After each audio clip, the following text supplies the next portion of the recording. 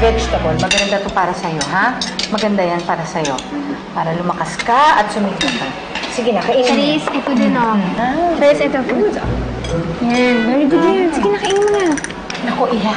Pinapawisan ka. Bubbles, ikuha mo ko ng bimpo. Bilis! Bilis! Baka matuyuan ng pawis tong si Charis. Nay, okay lang po, Nay. Tingnan mo nga kung basa yung ano, before. Medyo. Oo. Baka matuyuan ng pawis. Lagay mo nga sa likod niya. Tubig, gusto mo? Juice. Ha? Ate, Nay, parang nakakahalata na po ako. Parang todo-todo asikas niyo po sa akin. Oo nga. Bakit sama ni Brother Dear, dead mo kayo? Pag kay Ate Charis, nagkakandara pa kayo. Gusto ko nga yan eh. Ikaw naman, selos agad. Siyempre kasi, ang tagal na confine ng ate mo sa hospital, di ba? Wala naman siyang ibang kinain doon kundi hospital food.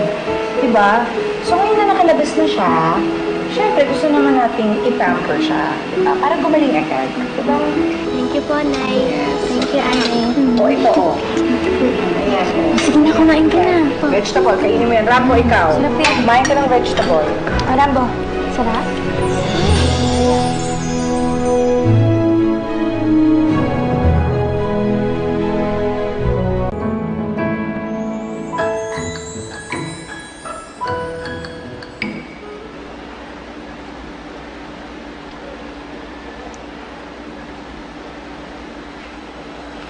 Kuya Paeng, may dumi po ba ako sa mukha? Kanina pa po kayo nakatulala sa akin eh. Hindi. Wala.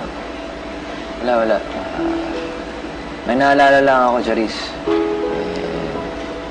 Naalala ko lang nung una ko kayo nakilala, magkakapatid. Diba, ikaw yung una ko naging close. Ikaw kasi yung mature mag-isip at makipag-usap. Alam niyo po, Kuya Paeng, pare-pareho po kayo nila Ate Carla at ni Rita. Nung lumabas po ako ng ospital, ang weirdo niyo po kumilos. Bawal mo mag-heart-to-heart talk ngayon. Kuya Paeng, meron po ba ako dapat malaman? Wala. Ano ko ba naman, Charis? Wala. Kainin mo na lang yan. Masarap yan. Kinuha pa ni Chang Edna para sa'yo.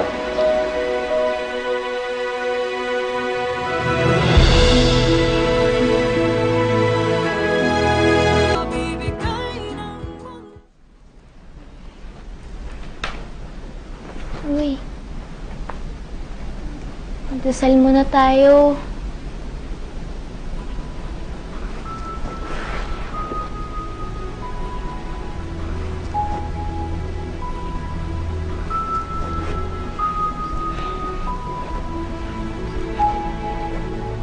Papa Jesus, thank you po dahil tinupad niyo po yung dinasal ko po sa inyo. Maraming salamat po dahil hindi po ka pinabayaan ni Rita. Nagswerte ko po talaga sa kanya, no? Isa po talaga siyang blessing. Kasi alam ko po na mahal niya po ako. At hindi niya po ako papabayaan. At wala po siyang gagawin na makakasakit po sa akin. Nay, sabihin niyo na po kaya yung totoo kay Charis. Alam ko po nasasaktan din kayo. Pero baka mas lalo siyang masaktan kapag nalaman niyang naglilihim kayo.